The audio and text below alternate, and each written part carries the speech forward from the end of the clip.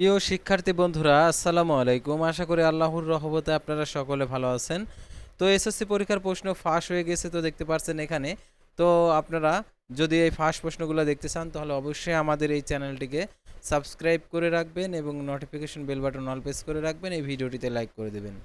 তো আমরা গুগল সার্চে যদি আমরা লিখি এসএসসি পরীক্ষার ফাঁস প্রশ্ন 2026 লিখে সার্চ করলে অনেকগুলো আর কি প্রশ্নপত্র আসছে। তো এখানে অনেকগুলো আর কি এসএসসি 2026 প্রশ্ন ফাঁস, সত্য নাকি প্রতারণা। তো এখানে অনেক প্রশ্নপত্র আর কি 2 ঘন্টা আগে এসএসসি পরীক্ষার ফল প্রকাশ কবে, তো এটাও আর কি জানিয়েছেন। তারপরে দেখতে পাচ্ছেন এসএসসি পরীক্ষা শুরু মঙ্গলবার। তো এখন এই প্রশ্নপত্র আসলে ফাঁস কিনা, তো সেটা আপনাদেরকে দেখাচ্ছি। তো আমাদের কাছে কিছু প্রশ্ন আর কি এখানে আসছে। তো সাধারণত আপনারা দেখতে পাচ্ছেন এখানে 26 লেখা রয়েছে।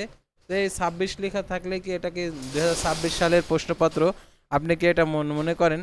তো আপনার যদি কোনো প্রশ্নপত্র দল থেকে থাকে, সাধারণত যদি আপনি পেয়ে থাকেন, সাধারণত বিগত বছরের প্রশ্ন হতে পারে। তো সেই প্রশ্নগুলো যদি ভালোভাবে আবার রিভিশন করেন, অর্থাৎ যে সকল আর কি প্রশ্নগুলো রয়েছে এই সকল প্রশ্নগুলো আপনারা অবশ্যই যদি পেয়ে থাকেন, কোনো প্রশ্ন যদি ওয়েবসাইট থেকে যদি পেয়ে থাকেন, তাহলে সেই প্রশ্নগুলো একবার দুইবার করে দেখবেন, কারণ ওর ভেতর থেকে 2 থেকে 3টা প্রশ্ন আসার সম্ভাবনা রয়েছে। তো এই প্রশ্নটা আসলে এক ওয়েবসাইটে আর কি দেওয়া হয়েছে। সাধারণত মনে হচ্ছে এটা হচ্ছে বিগত বছরের প্রশ্নপত্র হতে পারে, আবার নাও হতে পারে, অথবা হচ্ছে অনেক আগের প্রশ্ন হতে পারে। তো এখানে যে প্রশ্নপত্রে লেখা রয়েছে 2026, আর তো দেখতে পারছেন।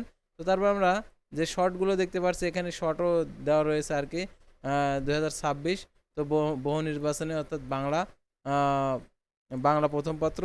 তো এই প্রশ্নপত্রগুলো আপনারা অবশ্যই দেখবেন, কারণ দেখে যাবেন, কারণ হচ্ছে প্রশ্নপত্র এবার ফাঁস হওয়ার সম্ভাবনা খুবই কম। আর যদি হয়ে থাকে সিরিয়াসলিভাবে আপনারা সেই প্রশ্নপত্র পড়বেন না, কারণ প্রশ্নপত্র অন্য প্রশ্ন আর কি পরীক্ষার কেন্দ্রে আর কি দিয়ে দিতে পারে, কারণ অনেক সেট প্রশ্নপত্র করেছে। যদি যে সেটের সংখ্যা অনুভব করে সেই সেটের প্রশ্নটা বাতিল হয়ে যাবে, পরবর্তীতে অন্য সেটের আর কি প্রশ্ন দেবে। সেহেতু প্রশ্ন যেগুলাই আর কি আপনারা দেখবেন, অর্থাৎ এই প্রশ্নগুলো শুধু একবার করে রিডিং করে যাবেন। সাধারণত রিডিং পড়ে গেলে যদি ওই প্রশ্নগুলো থেকে যদি প্রশ্ন আসে, তাহলে কিছুটা আর কি কমন পাওয়ার সম্ভাবনা রয়েছে। প্রশ্নপত্র ফাঁস হওয়ার সম্ভাবনা একেবারেই কম। তো শিক্ষামন্ত্রী বলেই দিয়েছে।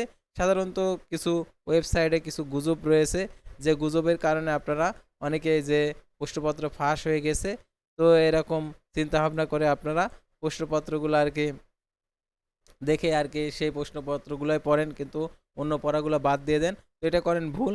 তো এই ভুলটা আপনারা করবেন না।